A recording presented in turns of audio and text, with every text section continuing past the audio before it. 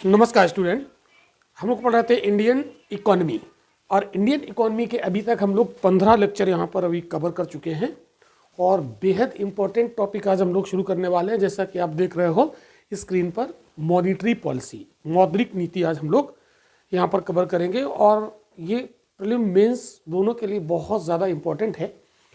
तो एक बात आप लोग ध्यान दीजिएगा, जिन बच्चों ने अभी तक वो 15 लेक्चर नहीं देखे हैं तो उन्हें ज़रूर देख लीजिएगा, क्योंकि वो लेक्चर जब आप देख लेंगे तभी आप ये लेक्चर अच्छे से समझ पाओगे। ये लेक्चर आपको कहाँ मिलेंगे? तो रवीन एकेडमी के ऑफिशियल एप्लीकेशन पर ये आपको मिल जाएंगे। और रवीन एकेडमी का एप्लीकेशन आप प्ले स्टोर से डाउनलोड कर लीजिए और अपने फ़ोन पर उसको लॉगिन कर लीजिए। वहाँ पर सारे लेक्चर आपको मिल जाएंगे और अगर वहाँ पर आपको डिटेल में और कक्षाएँ करनी तो भी मिल जाएंगी। तो अगर ऑनलाइन कोर्स से जुड़ी हुई कोई भी इन्फॉर्मेशन आपको चाहिए तो स्क्रीन पर दिए गए व्हाट्सएप नंबर पर आप अपना मैसेज ड्रॉप कर सकते हैं या डायरेक्ट आप कॉल कर सकते हैं।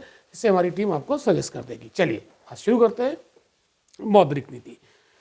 तो मौद्रिक नीति बेसिकली आरबीआई के द्वारा जारी की जाती है ना, ये एक फैक्ट है। तो ये क्वेश्चन पूछ सकता है आपसे छोटे एग्जाम में कि मौद्रिक नीति कौन जारी करता है, तो आरबीआई के द्वारा इसे जारी किया जाता है। अब ये मौद्रिक नीति क्यों जारी की जाती है, इसकी क्या ज़रूरत है ना। तो यहाँ पर हम लोग देखेंगे, जैसे भारत अगर हम लोग बात करें अपने देश की, ठीक है, भारत, तो इसका क्या करना पड़ेगा? डेवलपमेंट, है ना, विकास करना पड़ेगा। क्लियर? तो इसका विकास करना है, यानी इकोनॉमिक डेवलपमेंट, आर्थिक विकास। तो आर्थिक विकास कैसे होगा? तो इसमें किस तरीके से आर्थिक विकास होगा, ठीक है।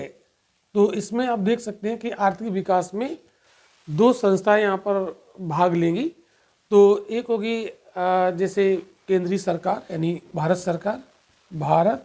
सरकार, और दूसरी संस्था जो भारत का केंद्रीय बैंक है यानी आरबीआई, केंद्रीय बैंक। इन दो की भूमिका होती है, जिसको हम लोग भारत में केंद्रीय बैंक को क्या कहते हैं? रिजर्व बैंक ऑफ इंडिया बोलते हैं, ठीक। तो ये जो केंद्रीय सरकार होती है और जो ये हमारी जो रिजर्व बैंक ऑफ इंडिया है, ये कैसे आर्थिक विकास में सहयोगी होती है?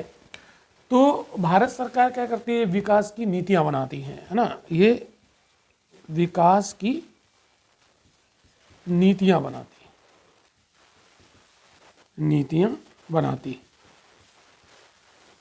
अब देखो, पॉलिसी तो बना ली, पॉलिसी मेकिंग का काम हो गया, लेकिन इन विकास की नीतियों को लागू करने के लिए क्या चाहिए? फाइनेंस चाहिए, है ना, वित्त यानी धन चाहिए। तो उस मुद्रा का प्रबंधन कौन करेगा? ठीक है। तो इन नीतियों को संचालित करने के लिए जो फाइनेंस चाहिए उसका मैनेजमेंट कौन करेगा? तो उसका मैनेजमेंट करेगा ये आरबीआई। तो इसका काम क्या है? मुद्रा का प्रबंधन या वित्तीय प्रबंधन। तो ये मुद्रा का प्रबंधन करेगी, ठीक है। तो विकास की नीतियां तय करेगी सरकार और उन नीतियों को लागू करने के लिए मुद्रा का प्रबंधन कौन देखेगा? भारत का जो केंद्रीय बैंक है अर्थात आरबीआई। तो जब ये दोनों मिलकर काम करेंगे तो देश का विकास होगा, ओके, तब इकोनॉमिक डेवलपमेंट संभव है। तो जो मुद्रा का प्रबंधन किया जाता है आरबीआई के द्वारा, तो जो तरीका फॉलो किया जाता है उसी मुद्रा का प्रबंधन करने के लिए जो कुछ आरबीआई करती है उसी को कहते हैं मॉनिटरी पॉलिसी। तो मुद्रा प्रबंधन किसके द्वारा किया जाता है? Monetary policy. तो मॉनिटरी पॉलिसी क्यों जरूरी है, बात आपको समझ में आ रही होगी। देश का इकोनॉमिक डेवलपमेंट करना है तो मॉनिटरी पॉलिसी की जरूरत है, अर्थात मुद्रा का प्रबंधन करना जरूरी है। क्लियर?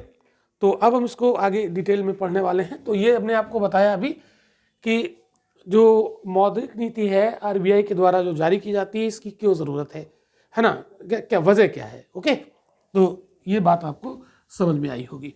अब हम लोग बात करते हैं मौद्रिक नीति की तरफ, आगे बढ़ते हैं, थोड़ा सा डिटेल में इसको समझते हैं, है ना। और एक एक करके एक एक चीज़ हम यहाँ पर आपको पढ़ाएंगे। देखिए, हमारे पढ़ाने का जो तरीका है वो मतलब हम सिर्फ पढ़ाते ही हैं, है ना। ऐसा नहीं कि फर्जी की बातें यहाँ पर क्लास में नहीं होती हैं। जितनी देर हम क्लास लेते हैं टोटली हम आपको पढ़ाते हैं और कोशिश करते हैं कि वो कंटेंट आपको दिया जाए है ना, जो आप बहुत सारी बुक पढ़ के बहुत टाइम में आप सीख पाएंगे, वो एक ही लेक्चर में आप वो सारे चीज़ें आप सीख लें, पूरा कंटेंट आपको पता चल जाए आसानी से और आप परफॉर्मेंस कर पाए एग्ज़ाम में। ये मेरा मेन मोटो रहता है। तो आप लोग ज़्यादा से ज़्यादा लेक्चर को शेयर भी कर दिया करिए, है ना। ज़्यादा से ज़्यादा लोग जब लेक्चर को देखेंगे तो लोगों तक मैसेज पहुँचेगा, ठीक है। तो इतना काम आप लोग कर दिया करिए कि इसको शेयर करिए, लेक्चर को ज़्यादा लोगों तक पहुँचा दीजिए, ताकि कैसे हम लोग इन चीज़ों को सीखते हैं, कितने इजी वे में, मेरा पूरा प्रयास रहता है कि इजी वे में चीज़ों को हम आपको सिखाएं। तो देखिए, जो मौद्रिक नीति है, ठीक है, इसमें होता क्या है, करती क्या है आरबीआई।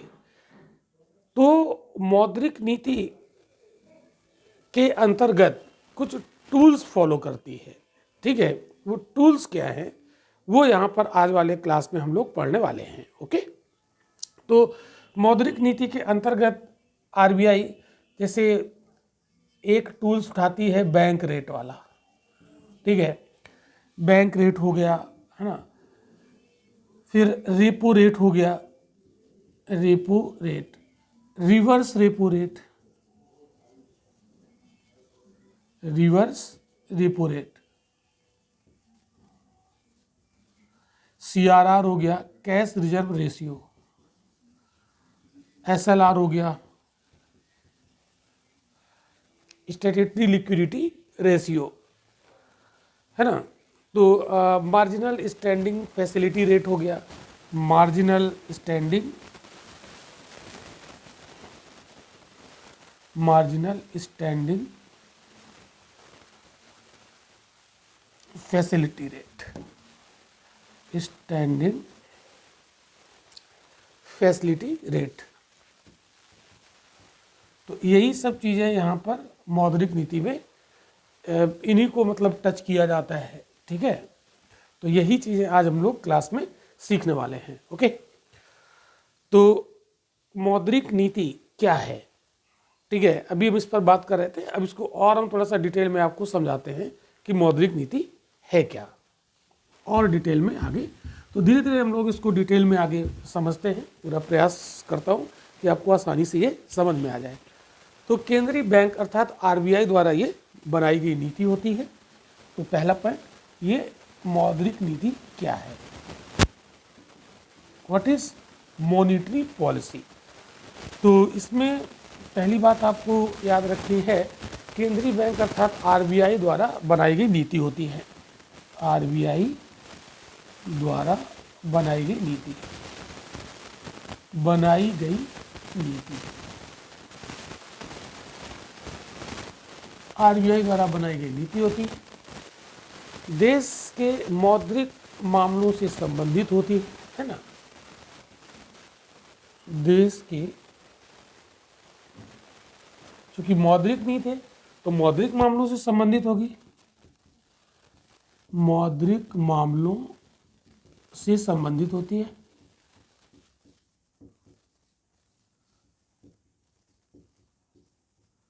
से संबंधित होती है। और ये मौद्रिक मामले क्या हैं, मुद्रा का लेन देन, है ना। मौद्रिक मामले क्या होते हैं,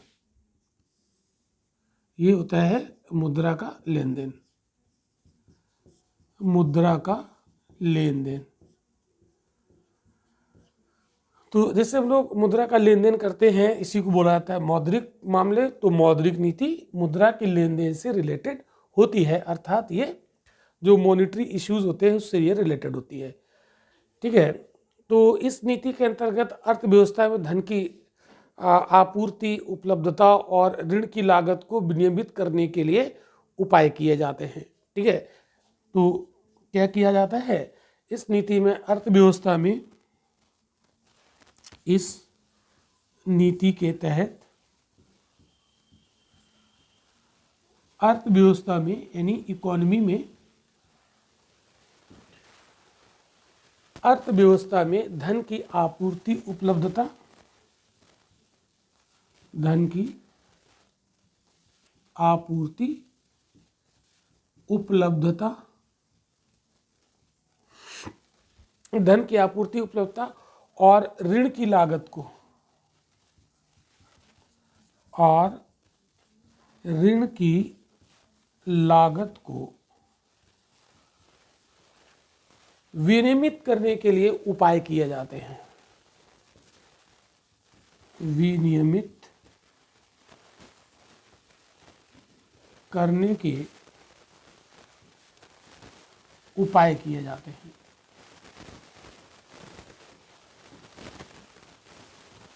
ये 3-4 बातें यहाँ पर आपको याद रखनी है। चलिए इस लास्ट वाले पॉइंट को समझते हैं। मौद्रिक नीति के अंतर्गत क्या किया जाता है? अर्थव्यवस्था में धन की आपूर्ति, क्या लिखा है? धन की आपूर्ति, है ना, धन की आपूर्ति, उपलब्धता और ऋण की लागत, ये टर्म याद रखिएगा, ऋण की लागत को विनियमित करने का उपाय किया जाता है। तो आरबीआई कुछ ऐसा कदम उठाती है मौद्रिक नीति के माध्यम से जिससे ऋण की लागत को रेगुलेट किया जाए। कभी जैसे हम लोग ऋण लेते हैं तो महंगा हो जाता है, कभी ऋण सस्ते हो जाते हैं। तो ऋण, जैसे हम लोग कोई लोन लेने गए किसी कॉमर्शियल बैंक के पास, तो कभी कभी रेट ऑफ इंटरेस्ट ज़्यादा रहता है तो कहते हैं ऋण महंगा है, लोन महंगा है। फिर कभी कभी क्या होता है कि रेट ऑफ इंटरेस्ट कम हो जाता है तो ऋण सस्ता पड़ जाता है। तो ये ऋण को महंगा और सस्ता कौन करता है? ये आरबीआई करती है मौद्रिक नीति के माध्यम से। तो मौद्रिक नीति के माध्यम से ऋण की जो लागत है, यानी ऋण कभी ज़्यादा लागत पे मिलता है, यानी ज़्यादा रेट ऑफ इंटरेस्ट पर मिलता है, तो कभी कम रेट ऑफ इंटरेस्ट पर मिलता है, तो वो मौद्रिक नीति के माध्यम से ही इसको रेगुलेट किया जाता है। क्लियर? इतनी बात समझ में आ गई। दूसरा, धन की आपूर्ति। मार्केट में जो मुद्रा की सप्लाई है उसको भी ये रेगुलेट किया जाता है इसी मौद्रिक नीति के माध्यम से। ओके, इतनी बात समझ में आ गई। इतनी बात समझ में अगर आई है तो आप लोग कमेंट करके आंसर जरूर दीजिएगा, ठीक है। तो यहाँ पर हमने देखा कि मॉनेटरी पॉलिसी क्या है, तो 3 बातें ये आपको याद रखनी चाहिए और क्योंकि मैंने आपको यहाँ पर बहुत अच्छे से समझाया है, ठीक है। आगे बढ़ते हैं, एक एक चीज़ को हम लोग बहुत इजी वे में यहाँ पर समझने का प्रयास करेंगे।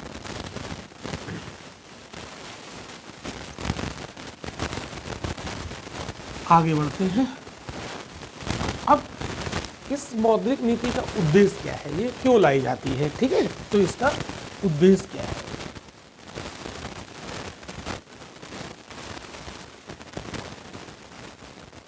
मौद्रिक नीति का उद्देश्य, तो ये प्रीलिम का भी क्वेश्चन बन सकता है।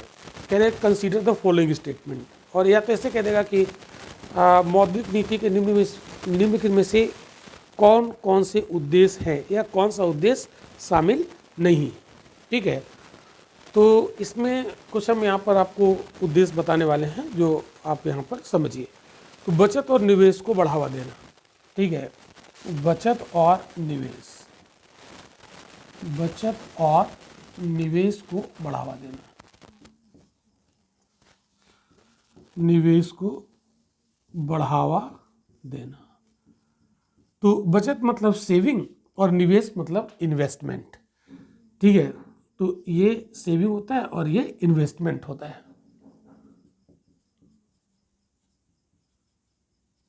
इन्वेस्टमेंट, ठीक है। और ये हो गया सेविंग। तो बचत और इन्वेस्टमेंट को बढ़ावा देना, प्रमोट करना, ठीक है। To promote saving and investment, ठीक है। ये कैसे मतलब है? तो जब अभी हम मौद्रिक नीति पढ़ेंगे तो आपको अपने आप समझ में आ जाएगा कि मौद्रिक नीति के माध्यम से आरबीआई कैसे देश में बचत करवाती है और उस बचत को कैसे इन्वेस्ट करवाती है। इन्वेस्ट का मतलब होता है कहीं पर जो हमने सेविंग्स किए हैं उसको कहीं पर हमें लगा देना, है ना, जिससे कि और ज़्यादा पैसे बनने शुरू हो जाएं, ठीक है। फिर व्यवसाय चक्र का प्रबंधन, मैनेजिंग बिजनेस साइकिल, व्यवसाय चक्र का प्रबंधन, मैनेजिंग बिजनेस साइकिल, ठीक है। ये कैसे होता है? देखो, जो मौद्रिक नीति होती है इसमें रुपए की डिमांड और सप्लाई को रेगुलेट किया जाता है। मोटे तौर पर अगर हम लोग समझे तो आरबीआई मौद्रिक नीति के माध्यम से रुपए को, यानी जो मुद्रा है, मुद्रा की सप्लाई और डिमांड को रेगुलेट करती है। तो जब सप्लाई एंड डिमांड, जो मनी की सप्लाई एंड डिमांड है, उसको जब रेगुलेट करेगी तो इसी से व्यवसाय चक्र का प्रबंधन होगा, है ना। तो जो बिजनेस साइकिल है वो इससे मैनेज होगी, ठीक है, अभी ये आप ऐसे पॉइंट केवल समझ लो, इसके बाद अभी जब हम मौद्रिक नीति डिटेल में पढ़ाएंगे तो ये पॉइंट और ज़्यादा अच्छे से आपको क्लियर हो जाएंगे। ठीक है, कुल मांग का विनियमन, कुल मांग का विनियमन, विनियमन, regulation of aggregate demand, English में लिख लीजिएगा, रेगुलेशन ऑफ एग्रीगेट डिमांड। तो जैसे जो मौद्रिक नीति है, इससे मैंने कहा कि इससे डिमांड और सप्लाई रेगुलेट होती है, तो कुल मांग का विनियमन किया जाता है, आरबीआई मौद्रिक नीति के माध्यम से करती है। कैसे होता है, जैसे मान लो कि आरबीआई ने बैंक रेट बढ़ा दिया, ध्यान समझना, बैंक रेट बढ़ा दिया, तो बैंक रेट बढ़ाने से लोन महंगा हो जाता है, और जब लोन महंगा हो जाएगा तो लोग लोन कम लेंगे, और जब लोग लोन कम लेंगे तो मार्केट में पैसा कम पहुंचेगा, और जब पैसा कम पहुंचेगा तो डिमांड घट जाएगी, है ना। तो डिमांड को उसने क्या किया, रेगुलेट किया। रेगुलेट में घटाना बढ़ाना दोनों आता है। तो रेगुलेट का मतलब होता है ना, घटा देना बढ़ा देना, ये दोनों काम होते हैं, घटाना और बढ़ाना। तो मांग कब बढ़ानी है और कब घटानी है, ये मौद्रिक नीति के माध्यम से आरबीआई उसको रेगुलेट कर देती है। क्लियर, मौद्रिक नीति के माध्यम से उसे रेगुलेट करती है। ये कैसे होता है, इसको अभी हम डिटेल में आगे सीखने वाले हैं, थोड़ा सा पेशेंस आप लोग रखिए। तो पहले मैं सिर्फ उद्देश्यों की बात कर रहा हूँ। तो उद्देश्य, पहले ये उद्देश्य होते हैं, जैसे मार्केट में किसी चीज़ की डिमांड को बढ़ाना है कि डिमांड को घटाना है ना, या जो बिजनेस साइकिल है उसको कैसे मैनेज करना है, ये सारे काम किए जाते हैं मौद्रिक नीति के माध्यम से। तो मौद्रिक नीति का ये क्या है, उद्देश्य है।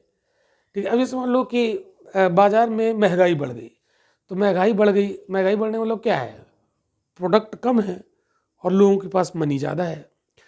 मनी जब सभी के पास होगा, मुद्रा सभी के पास होगी, प्रोडक्ट लिमिटेड है, तो सभी लोगों के पास परचेजिंग पावर होगी, क्योंकि परचेजिंग पावर किससे डिसाइड होती है, पैसे से।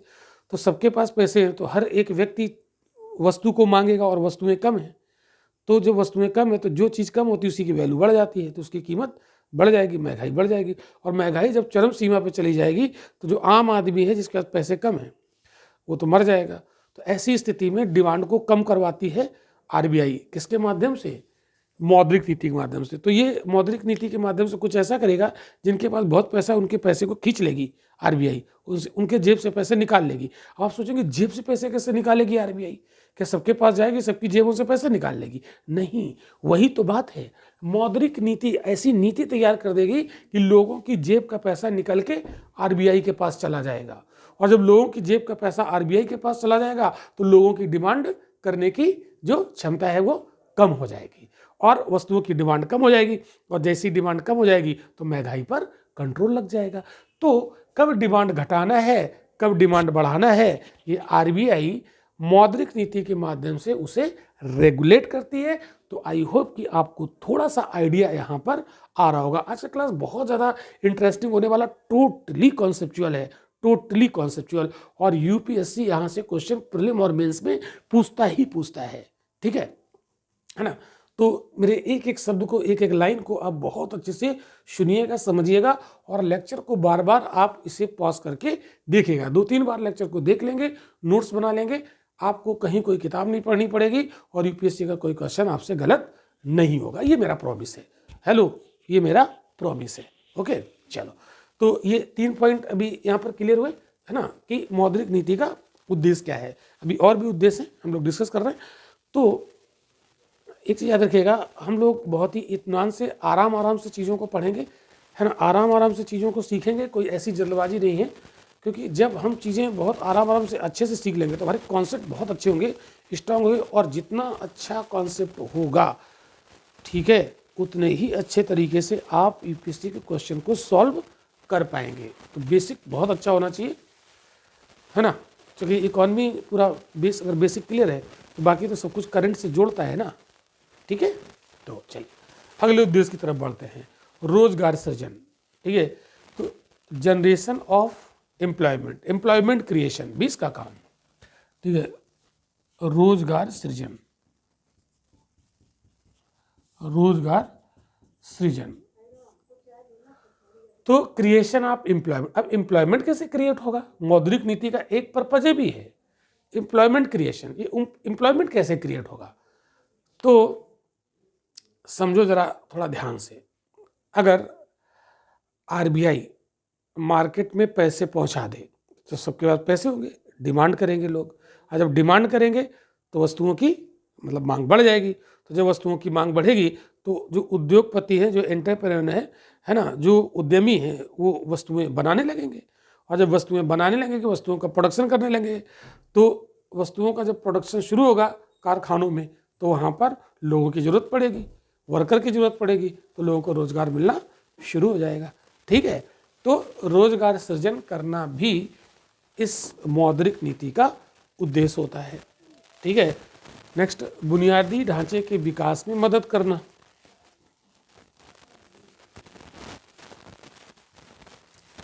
बुनियादी ढांचे के विकास में मदद करना।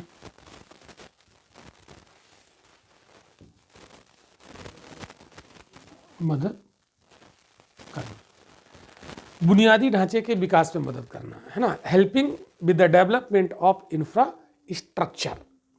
तो मौद्रिक नीति का एक उद्देश्य ये भी है, इंफ्रास्ट्रक्चर के डेवलपमेंट को भी ये हेल्प करती है। मौद्रिक नीति कैसे करती है? तो आगे जैसे जैसे चीज़ें हम लोग पढ़ेंगे वैसे वैसे हमें और ये क्लियर होता जाएगा। प्राथमिकता वाले क्षेत्रों के लिए अधिक धन आवंटित करना।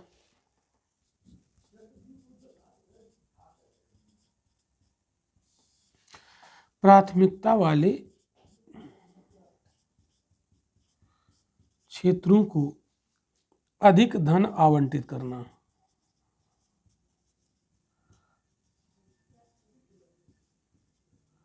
आवंटित करना, तो जो प्रियोरिटी वाले सेक्टर हैं उसको धन ज़्यादा प्रोवाइड कराया जाता है। मौद्रिक नीति का ये भी एक पर्पज है, ये भी एक उद्देश्य है। ठीक है, जो प्रियोरिटी वाले सेक्टर हैं उनको ज़्यादा अगर हम धन उपलब्ध कराएंगे तो वो सही से ग्रो कर पाएंगे, और सही से ग्रो कर पाएंगे तो देश का विकास और अच्छे से हो पाएगा। ठीक है, तो अल्टीमेट तो आर्थिक विकास करना ही तो उद्देश्य है ना। तो मौद्रिक नीति आर्थिक विकास को प्रमोट करती है ना, कि किस तरीके से आर्थिक विकास देश का हो पाएगा। क्लियर है ना? तो ये हम लोगों ने अभी तक सीख लिए इसके उद्देश्य। अब हम लोग आगे बढ़ते हैं और एक दो उद्देश्य यहाँ पर हम देख लेते हैं। बैंकिंग क्षेत्र का प्रबंधन और विकास, ये भी एक उद्देश्य है, यहाँ पर लिख लीजिए, बैंकिंग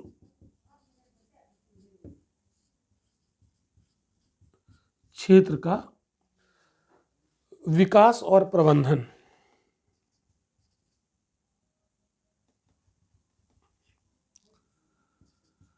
प्रबंधन और विकास, ये भी इसका उद्देश्य होता है ना। तो managing and development of the banking sector. Clear? तो ये यहाँ पर पर्पज है इसके मौद्रिक नीति के। आप इसको नोट कर लीजिए, अपने नोटबुक में इसे नोट कर लीजिए। तो ये आपका प्रीलिम में क्वेश्चन यहाँ से बन जाएगा कि निम्न में से कौन सा उद्देश्य मौद्रिक नीति का नहीं है। क्लियर? या कौन कौन से उद्देश्य हैं, ये बात आपको याद रखनी है यहाँ पर।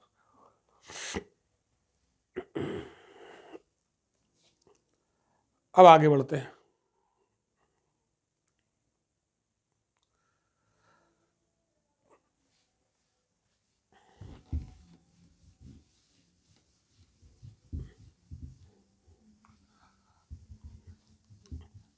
हम बात करते हैं मौद्रिक नीति के उपकरण। मौद्रिक नीति में किया क्या जाएगा, है ना? अभी बहुत देर आपके दिमाग में आ रहा होगा, बहुत देर सोच रहे होंगे कि मौद्रिक नीति तो हम सुन रहे हैं, मॉनेटरी पॉलिसी तो सुन रहे हैं, बट ये सब इसमें होता क्या है ना? ये जिज्ञासा आ रही होगी दिमाग में, है ना, कि वो तो हम ठीक है, बट कैसे होता होगा, है ना? तो मौद्रिक नीति कुछ उपकरणों के माध्यम से संचालित होती है। तो वो उपकरण क्या है? तो मौद्रिक नीति के टूल्स ऑफ मॉनेटरी पॉलिसी।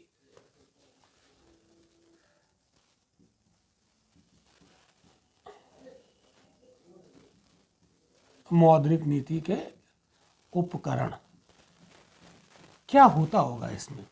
तो मौद्रिक नीति के जो टूल्स हैं इसको हम मोटे तौर पर दो कैटेगरी में डिवाइड कर लेते हैं। एक होता है क्वांटिटेटिव इंस्ट्रूमेंट्स और दूसरे होते हैं क्वालिटेटिव इंस्ट्रूमेंट्स। क्वांटिटेटिव यानी मात्रात्मक, तो दो प्रकार के टूल्स आप यहाँ पर देख सकते हैं। मात्रात्मक उपकरण और दूसरे गुणात्मक उपकरण। गुणात्मक उपकरण, तो ये हो गया क्वांटिटेटिव, क्वांटिटी से जुड़ा हुआ है क्वांटिटेटिव इंस्ट्रूमेंट्स, और ये होता है क्वालिटेटिव इंस्ट्रूमेंट्स। तो क्वांटिटेटिव और क्वालिटेटिव ये क्या है मतलब, तो अभी हम इसको आगे पढ़ेंगे तो ये और क्लियर होगा। तो मात्रात्मक उपकरण मतलब ऐसे टूल्स, ध्यान से समझना, ऐसे टूल्स जिनके माध्यम से आरबीआई, ऐसे टूल्स जिनके माध्यम से, जिसके सहयोग से आरबीआई मार्केट में मुद्रा के फ्लो को, मार्केट में मुद्रा के फ्लो को, मुद्रा की मात्रा को रेगुलेट करे। ठीक है, यहाँ पर लिख देता हूँ। तो मात्रात्मक टूल्स की अगर हम लोग बात करें तो ऐसे उपकरण जिनके माध्यम से आरबीआई बाजार में मुद्रा की मात्रा को रेगुलेट करती है, उन्हें मात्रात्मक उपकरण कहा जाता है। उन्हें मात्रात्मक उपकरण कहते हैं।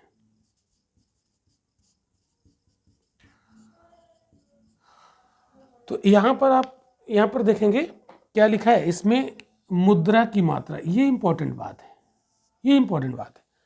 तो तभी तो ये मात्रात्मक उपकरण होंगे जो मुद्रा की मात्रा को रेगुलेट कर दे। ठीक है, तो ऐसे उपकरण जिनके माध्यम से आरबीआई मार्केट में मुद्रा की मात्रा को रेगुलेट कर देती हो, तो ऐसे इंस्ट्रूमेंट्स को हम क्वांटिटेटिव इंस्ट्रूमेंट्स बोलते हैं। ठीक है, और जो गुणात्मक उपकरण होता है ये बेसिकली थोड़ा सा मोरालिटी से जुड़ा होता है, तो ये उतना इंपॉर्टेंट नहीं, लेकिन अभी हम इसको भी देखेंगे। लेकिन पहले हम लोग फोकस करेंगे मात्रात्मक उपकरण पर। अब मात्रात्मक उपकरण कौन कौन से हो सकते हैं, ये आपके दिमाग में एक प्रश्न उठ रहा होगा कि आखिर वो कौन से इंस्ट्रूमेंट्स हैं, है ना। तो जैसे उदाहरण के तौर पर हम लोग यहाँ पर ले सकते हैं, जैसे बैंक रेट, बैंक दर जिसको कहते हैं, बैंक रेट, ये एक इंस्ट्रूमेंट है। और इस बैंक रेट के माध्यम से आरबीआई, ये कौन सा इंस्ट्रूमेंट है, ये है क्वांटिटेटिव इंस्ट्रूमेंट। तो क्वांटिटेटिव इंस्ट्रूमेंट्स का प्रयोग करके आरबीआई मुद्रा की मात्रा को, बाजार में मुद्रा की मात्रा को क्या करेगी, रेगुलेट करेगी। ऐसे ही रेपो रेट होता है, रेपो रेट, ऐसे ही reverse repo rate, reverse repo rate. यही क्वेश्चन पूछ लेगा कि कौन सा क्वांटिटेटिव इंस्ट्रूमेंट। ठीक है, कैश रिजर्व रेशियो, CRR, आप लोग जब करंट अफेयर पढ़ते होंगे तो उसमें देखते होंगे कि आरबीआई ने CRR को इतने से इतने % कर दिया, बैंक रेट इतना कर दिया, रिवर्स रेपो रेट इतना कर दिया, रेपो रेट इतना कर दिया, इस तरीके के क्वेश्चन। ठीक है, इस तरीके के आप न्यूज़ सुनते होंगे। ठीक है, SLR, इसको कहते हैं स्टैट्यूटरी लिक्विडिटी रेशियो, है ना, वैधानिक तरलता अनुपात, है ना। और इसमें आता है एक open market operation, open market operation, ये भी एक आरबीआई का क्वांटिटेटिव टूल है। ओपन मार्केट ऑपरेशन हिंदी में कहते हैं खुले बाजार की क्रियाएं। ओके, तो ये आप लोग इसको नोट कर लीजिए, ओपन मार्केट ऑपरेशन। अब चलिए, अब लोग एक एक इसको समझते हैं, है ना। जितने हमने यहाँ पर लिखे हैं इनको हम लोग समझते हैं और इनके माध्यम से मार्केट में मुद्रा की आपूर्ति को आरबीआई कैसे रेगुलेट करेगी, इस चीज़ को यहाँ पर लोग समझते हैं बहुत ही आसान सी भाषा में।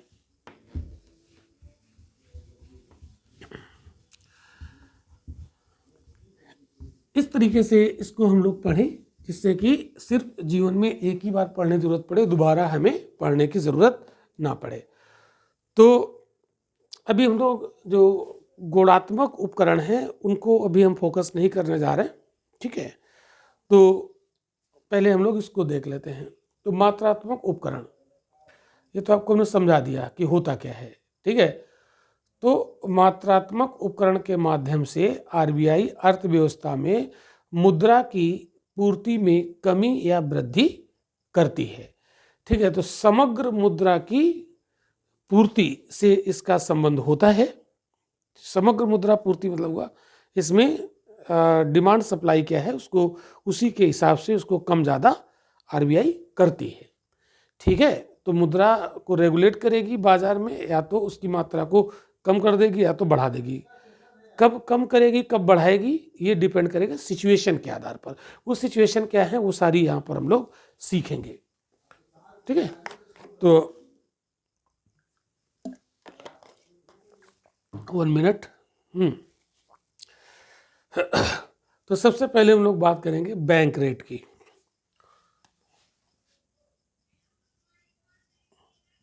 बैंक रेट, बैंक रेट पर आते हैं हम लोग। तो बैंक रेट क्या है, देखो बहुत ध्यान से समझना, ठीक है। बड़ा आप लोगों को इसमें इंटरेस्ट भी आएगा और बहुत इजी वे में आप समझ जाओगे। अब जैसे मान लो कोई कॉमर्शियल बैंक है। अब ये कॉमर्शियल बैंक क्या हम आपको पढ़ा चुके हैं, है ना। जिन लोगों ने वो लेक्चर नहीं देखा है, टाइप्स ऑफ बैंक जो हमने आपको पढ़ाया था उसमें हमने बताया कि कॉमर्शियल बैंक क्या होते हैं, ठीक है। तो मोटे तौर पर कॉमर्शियल बैंक वो होते हैं जो कॉमर्शियल एक्टिविटीज़ के लिए ऋण देते हैं, ठीक है। तो वो कॉमर्शियल बैंक होते हैं, जैसे स्टेट बैंक ऑफ इंडिया, है ना, Punjab national bank, bank of Baroda, central bank, ठीक है, आईसीआईसीआई बैंक, है ना, एक्सिस बैंक। ये सब क्या है, ये सब कॉमर्शियल बैंक है। तो अब जैसे मान लो कि कोई बैंक है, अब बैंक कोई कॉमर्शियल बैंक है, वो मुद्रा तो छापती नहीं है, तो बैंक के पास पैसे आते कहाँ से हैं। फॉर एग्जाम्पल देखो, जैसे यहाँ पर हम लोग देखते हैं भारत में आरबीआई तो सबसे बड़ा है, ठीक है। इसके नीचे कोई कॉमर्शियल बैंक है, कोई भी वाणिज्यिक बैंक, कोई भी वाणिज्यिक बैंक है। फॉर एग्जाम्पल एसबीआई हो गया, कोई भी ले लो, पीएनबी हो गया, ये है या ऐसे बहुत सारे। तो ये जो बैंक है कॉमर्शियल बैंक, इनके पास इनके खुद के पैसे नहीं होते हैं, इनके पास अपना कोई पैसा नहीं होता है। इनके पास पैसा कहाँ से आता है, इनके पास पैसा आता है, हम लोग इनके पास अकाउंट खोलते हैं, ठीक है, और अपने पैसे हम इनके यहाँ रखाते हैं, ठीक है। तो आम आदमी जो जन सामान है, आम आदमी, तो आम आदमी का पैसा कहाँ होता है, यहाँ होता है कॉमर्शियल बैंक के पास। तो आम आदमी यहाँ पर पैसा जमा करता है और आम आदमी यहाँ से पैसा लेता भी है। तो ये क्या करते हैं कॉमर्शियल बैंक, आम आदमी का पैसा जमा कर लेते हैं और दूसरे को पैसे की जरूरत पड़ती है उसको ये लोन दे देते हैं। तो इन्होंने जमा किया और किसी दूसरे को इन्होंने वही पैसा लोन के रूप में दे दिया और उससे ब्याज ले लिया। वही जो ब्याज लेते हैं वही इनकी कमाई होती है, मत समझ रहे हैं। लेकिन कभी कभी क्या होता है कि इन कॉमर्शियल बैंक को कुछ ज़्यादा पैसे की ज़रूरत पड़ जाती है, तो इतना पब्लिक ने इनके यहाँ जमा नहीं किया है और इनको ज़्यादा ज़रूरत पड़ गई। तो जब ज़्यादा ज़रूरत पड़ जाएगी तो वाणिज्यिक बैंक, कॉमर्शियल बैंक कहाँ जाएंगे, ये जाएंगे आरबीआई के पास। आरबीआई के पास जाएंगे और आरबीआई से कहेंगे कि हमें कुछ पैसे की ज़रूरत है, वो आप हमें दे दीजिए, ठीक है। क्यों, क्योंकि आरबीआई बैंकों का बैंक होता है, आरबीआई बैंकों का बैंक होता है, इसलिए आरबीआई से ये वाणिज्यिक बैंक ऋण मांगेंगे, लोन लेने के लिए पहुंच गए, तो आरबीआई कहे कि ठीक है हम आपको लोन दे देंगे, लेकिन आपको उसके बदले में कुछ गारंटी रखनी पड़ेगी। ठीक है, तो ये कुछ गारंटी के रूप में यहाँ पर रख देंगे और आरबीआई इनको लोन दे देगा। तो आरबीआई ने इन्हें क्या किया, लोन दे दिया, लोन दे दिया, कुछ गारंटी रख लिया। ठीक है, कुछ यहां पर गारंटी रख लिया, गारंटी के बदले कोई सिक्योरिटी हो गई, है ना, और लोन दे दिया। लेकिन आरबीआई ने कहा कि ठीक है, जो हम आपको लोन देंगे उसमें हम आपसे कुछ ब्याज वसूलेंगे, तो रेट ऑफ इंटरेस्ट। ठीक है, तो इस पर ये जो लोन दिया, लोन पर क्या होगा, ब्याज दर, कुछ रेट ऑफ इंटरेस्ट लगा देगी। अब याद रखिएगा, ये जो लोन होगा ये दीर्घकालीन ऋण होगा। ये कैसा होगा, लॉन्ग टर्म होगा। तो ये लोन कैसा होगा, दीर्घकालीन। तो दीर्घकालीन ऋण कैसा, लॉन्ग टर्म लोन, ठीक है, उपलब्ध करा दिया जाएगा। तो अब जिस रेट ऑफ इंटरेस्ट पर आरबीआई ने इनको लोन दिया है, ये जो रेट ऑफ इंटरेस्ट है, ब्याज दर, ये जो ब्याज दर है जो आरबीआई इन कॉमर्शियल बैंक को जो ऋण देती है उस पर जो ब्याज लेती है, ठीक है, इसी को कहते हैं बैंक रेट। तो यही ब्याज दर हो जाती है बैंक रेट। बताओ आपको समझ में आ गया? तो बैंक रेट की डेफिनेशन क्या हो गई, ये यहां पर आपको समझना है। तो बैंक रेट की डेफिनेशन क्या हो गई, इसको आपको रटना नहीं है। जब कोई कॉमर्शियल बैंक आरबीआई के पास दीर्घकालीन ऋण लेने जाती है, तो आरबीआई वो दीर्घकालीन ऋण जिस रेट ऑफ इंटरेस्ट पर देती है, उसी रेट ऑफ इंटरेस्ट को बैंक रेट कहा जाता है। ये डेफिनेशन आप अपनी लैंग्वेज में अपने नोटबुक में लिख लीजिएगा। ठीक है, इतनी बात आपको, तो सिंपल सी बात है ना।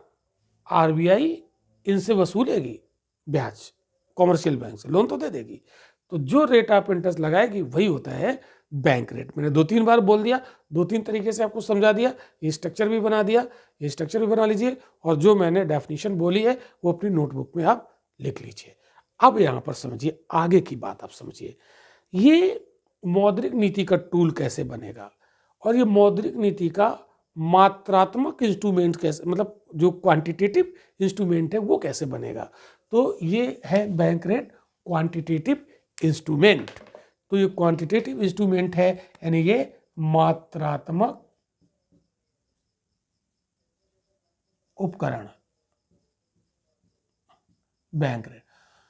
तो मात्रात्मक उपकरण क्या करेगा, मात्रात्मक उपकरण क्या करेगा, बाजार में मुद्रा की क्वांटिटी को कम ज्यादा करेगा, ठीक है, रेगुलेट करेगा। कैसे, देखो, तो सबसे पहली बात आपको यहां पर याद रखना है, आरबीआई अर्थव्यवस्था में इन्फ्लेशन को रोकने के लिए, ठीक, इन्फ्लेशन को हम कह सकते हैं कंट्रोल करने के लिए बैंक रेट को कम ज़्यादा करती है। ठीक है, तो यहाँ पर आप इसे लिखिएगा नोट में लिखिएगा, बैंक रेट नाम के टूल्स या इंस्ट्रूमेंट का प्रयोग अर्थव्यवस्था में मुद्रास्फीति, इसको इन्फ्लेशन कहते हैं, मुद्रास्फीति को रेगुलेट यानी नियंत्रित, कंट्रोल करना, को नियंत्रित करने में करती है, ठीक है। तो आरबीआई अर्थव्यवस्था में मुद्रास्फीति को नियंत्रित करने में बैंक रेट नाम के टूल्स का उपयोग करती है। कैसे, ध्यान से समझो। तो जैसे मान लो मुद्रास्फीति बढ़ी हुई है, इन्फ्लेशन, तो यहां समझते हैं, जैसे इन्फ्लेशन अगर ज्यादा है, ठीक है, ये इन्फ्लेशन बढ़ गई है। इन्फ्लेशन हिंदी में कहते हैं मुद्रास्फीति। और इसका मीनिंग क्या होता है, इसका मतलब क्या, अभिप्राय क्या होता है? इसका अभिप्राय होता है महंगाई। अगर आप मोटे तौर पर देखें तो इसका मोटे अर्थों में अगर इसका अर्थ हम लोग देखें, अभिप्राय मीनिंग देखें, तो ये होता है महंगाई। तो इसका मतलब होता है महंगाई।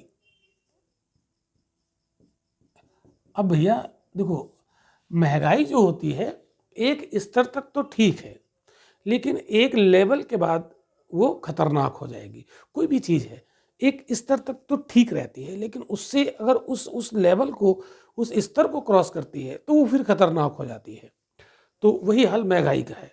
महंगाई एक लेवल तक तो ठीक है कि अगर भाई वस्तुओं को पर्याप्त कीमत नहीं मिलेगी तो फिर जो प्रोड्यूसर हैं उनको घाटा हो जाएगा।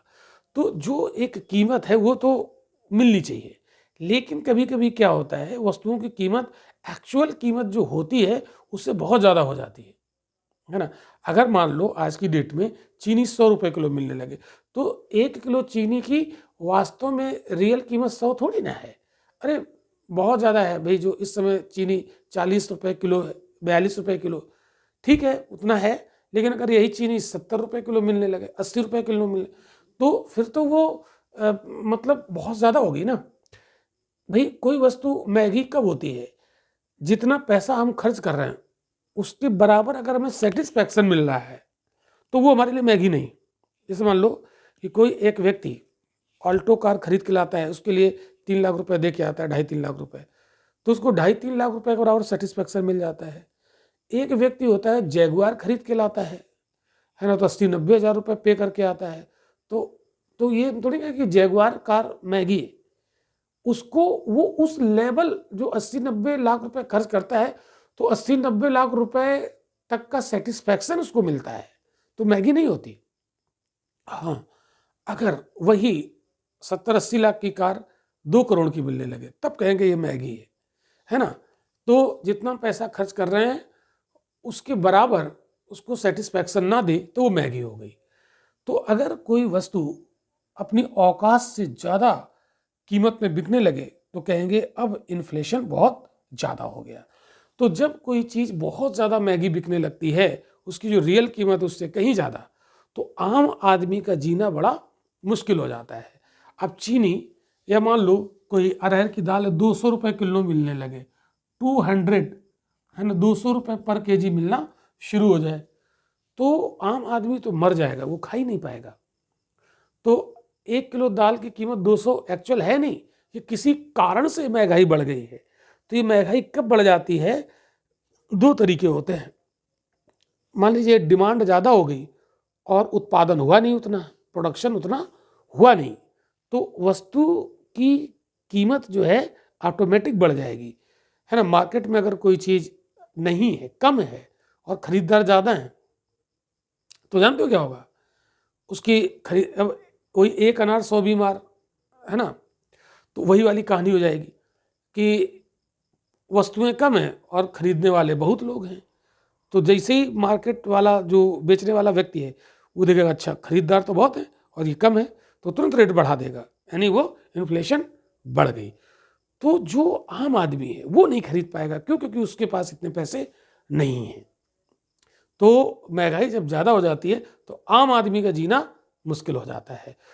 तो अगर आम आदमी का जीना मुश्किल हो जाएगा तो देश से बड़ी समस्या आ जाएगी, डेवलपमेंट हो ही नहीं पाएगा।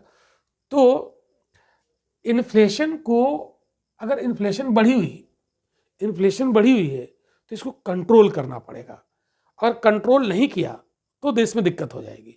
तो कंट्रोल करने के लिए आरबीआई एक्टिव हो जाएगी, और आरबीआई क्या करेगी, तुरंत मौद्रिक नीति के तहत कुछ इंस्ट्रूमेंट का प्रयोग करेगी। तो महंगाई की 2 स्थितियां हैं। देखो, महंगाई की 2 सिचुएशन है। एक सिचुएशन तो हो सकती है कि वस्तुएं कम हैं और लोगों के पास पैसा बहुत है।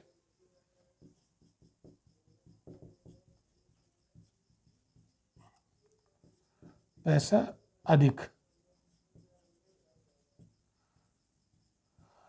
अगर सभी के पास पैसा अधिक हो तो चल जाएगा, लेकिन कुछ लोगों के पास पैसा खूब है और कुछ लोगों के पास है ही नहीं। तो जिन लोगों के पास पैसा खूब है तो ये क्या करेंगे, ये वस्तुओं की मांग कर देंगे पैसे की वजह से ना, पैसा है तो मांग, और पैसा ना हो तो शांत बैठेंगे, है ना, हम लोग चुपचाप बैठे रहेंगे, पैसा आते ही हम लोग मार्केट भाग जाएंगे खरीदने के लिए, है ना। तो इन लोगों का पैसा अधिक है तो इन्होंने वस्तुओं की क्या कर दी, मांग, जैसी मांग कर दी तो जो बेचने वाला है वो सोचेगा अच्छा मांग तो ज़्यादा है, खरीदने वाले लोग हैं, तो ये तुरंत इसकी कीमत बढ़ा देगा। तो जैसे ही कीमत बढ़ा देगा तो ये जो अधिक पैसा है जिनके पास ये तो खरीद लेंगे, लेकिन आम आदमी से नहीं खरीद पाएगा और देश में समस्या होना शुरू हो जाएगी। तो देश में तो सभी को देखना है ना। तो अब इस महंगाई को कंट्रोल कैसे किया जाए, इस इन्फ्लेशन को कंट्रोल कैसे किया जाए, तो किसी तरीके से इन लोगों के पास जो पैसा है, इन पैसे को, इनकी जेब से पैसा खींच लिया जाए, निकाल लिया जाए। तो ऐसा कोई इंस्ट्रूमेंट है क्या जो इन लोगों की जेब से पैसा निकाल ले? तो ऐसा इंस्ट्रूमेंट है बैंक रेट। बैंक रेट ये काम करेगी। तो बैंक रेट आरबीआई तुरंत बढ़ा देगी, बैंक रेट बढ़ा देगी। अब समझना, जैसे ही बैंक रेट बढ़ाएगी, इन्फ्लेशन अगर ज़्यादा है तो आरबीआई बैंक रेट बढ़ा देती है। तो इन्फ्लेशन को कम करने के लिए यहाँ मैं लिख देता हूँ, यहाँ पर मैं लिखता हूँ, देखो ये इसको मैं रब कर देता हूँ पहले।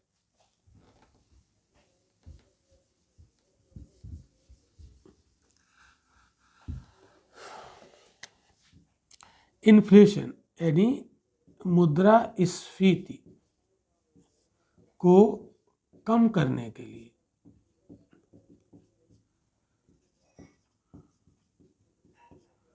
बैंक रेट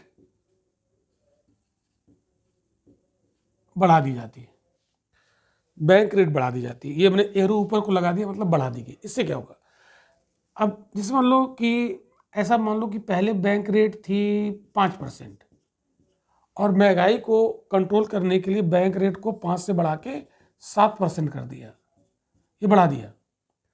तो जब 5% थी बैंक रेट उस समय क्या था, तो जैसे मान लो कोई कॉमर्शियल बैंक यानी वाणिज्यिक बैंक, कोई वाणिज्यिक बैंक आरबीआई के पास जाता है, किसके पास, आरबीआई के पास, लोन लेने। किस लिए जाएगा, लोन लेने के लिए, लोन के लिए। तो आरबीआई इसको लोन दे देगी, है ना, किस रेट पर, 5% पर, ठीक है, 5% पर लोन मिल जाएगा, ठीक। अब दूसरी सिचुएशन ये वाली, जब बैंक रेट बढ़ा दिया, एक समझ लिया, इसको समझ लिया, सब समझ में आ जाएगा। जैसे मान लो ये वाणिज्यिक बैंक अब गया इसके पास, आरबीआई के पास लोन लेने, तो ये लोन लेने के लिए गया, लोन के लिए यहाँ से लोन मिल जाएगा, लेकिन अब कितने परसेंट पर मिलेगा, 7% पर मिलेगा। इसका मतलब है कि अब आरबीआई 7% इससे वसूलेगी। तो अब देखो सिचुएशन नंबर 1, इसको हम 1 नंबर डाल देते हैं जो 5% है, और 7% है सिचुएशन नंबर 2 डाल देते हैं। अब देखो, जब ये वाणिज्यिक बैंक है ना, ये आरबीआई से लोन लेकर आई, कितने परसेंट पर, 5% पर, तो अब आम आदमी यहाँ जाएगा। हम लोग आरबीआई तो जा नहीं सकते कि आरबीआई सीधे लोन लेके आ जाए, तो आम आदमी कहाँ जाएगा, इस कॉमर्शियल बैंक के पास। तो कॉमर्शियल बैंक इस आम आदमी को लोन दे देगी, ये लोन के लिए हम जाएंगे कॉमर्शियल बैंक के पास, तो कॉमर्शियल बैंक जाएगा आरबीआई के पास, क्लियर। तो 5% पे इसको मिला, तो इसने आम आदमी को 6% पे दे दिया। कितने परसेंट पर दे दिया, 6% पर। अब देखो सिचुएशन नंबर 2, सिचुएशन नंबर 2 में जो आम आदमी होगा, आम आदमी तो आम आदमी पार्टी में समझ लेना, तो ये गया वाणिज्यिक बैंक के पास, ठीक है, किस लिए गया, लोन के वास्ते, लोन के लिए। तो अब इस कॉमर्शियल बैंक ने इसको, मतलब ये लोन तो देगी, उसका काम ही है लोन देना, लेकिन अब ये लोन देगी कितने परसेंट पर? ये देगी 8% पर। कितने परसेंट पर दिया? 8%। क्यों? क्योंकि इसको ही महंगा मिला था 7%, थोड़ा ये भी तो कमाएगी भाई। ये कमर्शियल बैंक है, ये कुछ नहीं करती, इधर से पैसा लाती है और जितने रेट पर लाती है उससे बढ़ा के दूसरे को दे देती है और वसूलती रहती है, उसी से कमाती है। ठीक, क्योंकि इसके पास तो, कमर्शियल बैंक के पास करेंसी छापने का राइट ही नहीं है, वो तो आरबीआई के पास है। अब समझना, आम आदमी को जब बैंक रेट 5% थी तो आम आदमी को 6% पर लोन मिला, और जब आरबीआई ने बैंक रेट बढ़ा दी, 7% कर दी, तो आम आदमी को 8% पर ऋण मिला। तो आम आदमी को ऋण अब महंगा मिल रहा है। यहाँ मिल रहा था 6% रेट पर, अब मिल रहा है 8% रेट पर। तो यहाँ पर लोन महंगा हो गया। तो जब बैंक रेट बढ़ती है तो जानते हो क्या होता है? यहाँ पर मैं लिख दे रहा हूँ, जब ये बैंक रेट बढ़ती है तो इसका रिजल्ट क्या होता है ना? लोन महंगा, लोन कैसा हो जाता है? महंगा हो जाता है। और जब लोन महंगा हो जाएगा तो जब कोई महंगा लोन लेना पसंद करेगा कि सस्ता लोन लेना पसंद करेगा, तो लोन हो गया महंगा, तो आम आदमी अब शांत बैठ जाएगा, बोला नहीं अभी लोन नहीं लेना है ना? तो आम आदमी लोन अब कम लेगा। लोन हो गया महंगा तो लोन कम लिया जाएगा, कम लिया जाएगा। ठीक है, अब मैं इसको यहां थोड़ा सा रब कर देता हूं। तो लोन लिया जाएगा कम, तो जब लोन कम लिया जाएगा तो आम आदमी के जेब में पैसा कम होगा। तो आम आदमी के जेब का पैसा ही तो मार्केट में जाता है, तो लोन होगा कम। जैसे मान लो हम घर बनवाने के लिए लोन लेना चाह रहे थे, लोन हो गया महंगा, तो हम लोन अब नहीं लेंगे, शांत बैठ जाएंगे। और अगर लोन सस्ता था तो हम घर बनवाने के लिए लोन लेके आ गए, और लोन लेके आए तो उसी पैसे से हम सीमेंट खरीदेंगे, उसी पैसे से हम ईंटें खरीदेंगे, उसी पैसे से हम लेबर लाएंगे, तो हमारी जेब का पैसा मार्केट में जाएगा, तो पैसा सर्कुलेट होने लगेगा, तो हम लोगों को रोजगार दे देंगे। ठीक है, तो लोगों को पैसा देंगे, लोगों की इनकम बढ़ जाएगी, लोगों को रोजगार मिल जाएगा। तो जब लोगों को, तो जो हमारी जेब का पैसा मार्केट में जाएगा, तो ये लोन कम लिया जाएगा, तो मार्केट में पैसे का फ्लो कम हो जाएगा, तो मार्केट में मुद्रा का फ्लो कम हो जाएगा, फ्लो कम हो जाएगा। क्लियर? कहने का मतलब है कि मार्केट में धन की मात्रा कम हो जाएगी, है ना? मतलब मुद्रा की मात्रा कम हो जाएगी, और जब मुद्रा की मात्रा कम हो जाएगी, लोगों की जेब में पैसे कम होंगे, तो डिमांड कम कर देंगे। तो इसका परिणाम क्या होगा? डिमांड कम हो जाएगी, डिमांड कम हो जाएगी, और डिमांड कम हो जाएगी, इसका मतलब है कि लोगों की जेब का पैसा आरबीआई ने सक कर लिया, खींच लिया, तो डिमांड कम हो गई। और जैसे ही डिमांड कम, अब वस्तु रखी है, लोग उसकी डिमांड ही नहीं कर रहे हैं, और जब डिमांड कर नहीं रहे, जब किसी की पूंछ नहीं होती है, मतलब अब कोई उसे उस वस्तु को नहीं पूछेगा, क्यों? क्योंकि पैसे ही नहीं, तो वो कितनी भी महंगी हो, वो अपनी औकात पे आ जाएगी। जब उसकी पूंछ ही नहीं है तो वैल्यू उसकी खत्म हो गई, तो अपने आप अपनी औकात पे आ जाएगी, यानी वस्तु की कीमत जो बहुत ज़्यादा थी वो नीचे आ जाएगी। तो वस्तु, डिमांड कम हो जाएगी तो कीमत, तो इसका क्या हुआ? कीमत कम हो जाएगी, कीमत कम हो जाएगी। जानते हो अब लोग क्या करेंगे? बार्गेनिंग करेंगे। पहले लोगों के जेब में 1000 रुपये पड़े थे तो 800 की वस्तु खरीद लेंगे, अब लोगों की जेब में 100 रुपये हैं तो क्या कहेंगे? अब हम 50 की खरीदेंगे, तो वो कहेंगे, बार्गेनिंग करेंगे, इतने का दो तो ले लेंगे और नहीं तो नहीं लेंगे।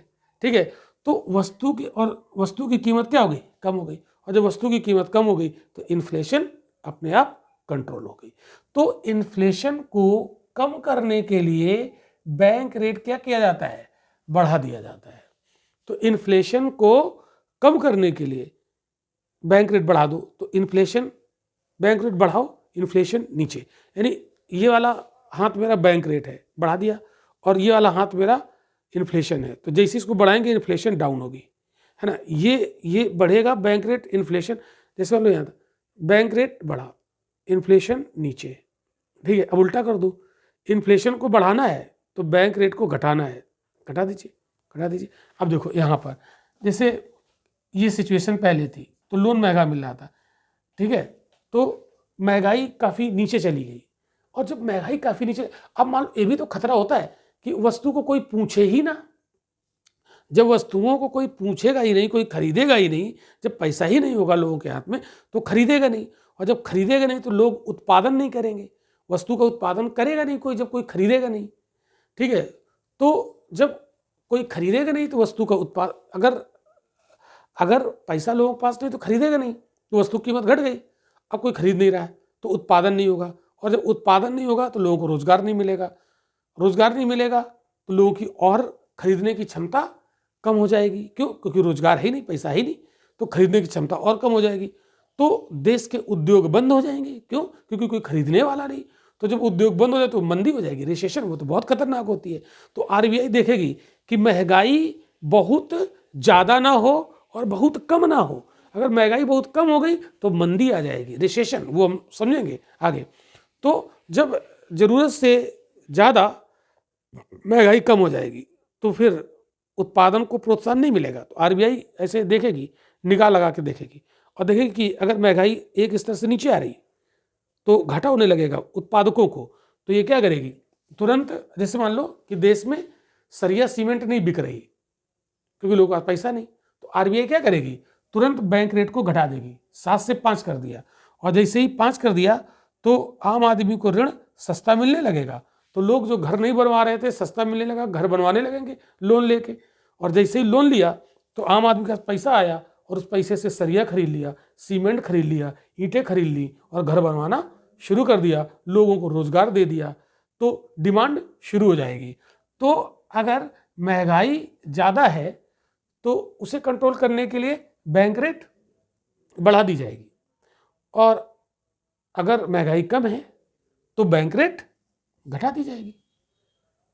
ठीक है, महंगाई कम है तो बैंक रेट घटा दी जाएगी। जैसे ही बैंक रेट घटाई जाएगी आम लोगों के पास पैसा आ जाएगा, और आम लोग के पास पैसा आएगा और पैसा आते ही हम मांग शुरू कर देंगे, और जैसे ही चीज़ों की मांग शुरू कर देंगे वैसे ही महंगाई बढ़ जाएगी। तो आरबीआई एकदम बिल्कुल एक थर्मामीटर रखती है कि थर्मामीटर पर पारा कितना होना चाहिए, ना कम ना ज़्यादा, इतना होना चाहिए जिससे देश की अर्थव्यवस्था स्मूथली चलती रहे।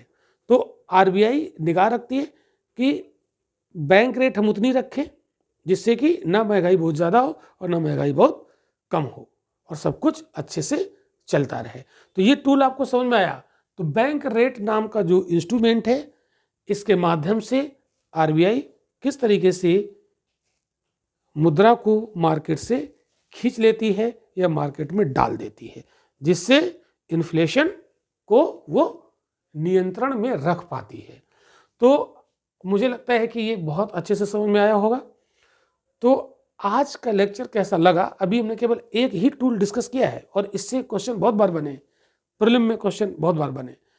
तो आज इतना ही रखेंगे। अगले लेक्चर में इसके बाकी टूल हम लोग समझेंगे, और अगले लेक्चर में हम पूरा जो मात्रात्मक उपकरण है वो पूरे खत्म कर देंगे। तो आज इतना ही रखते हैं, मिलते हैं अगले लेक्चर में। लेक्चर कैसा लगा कमेंट करके जरूर बताइएगा। Thank you.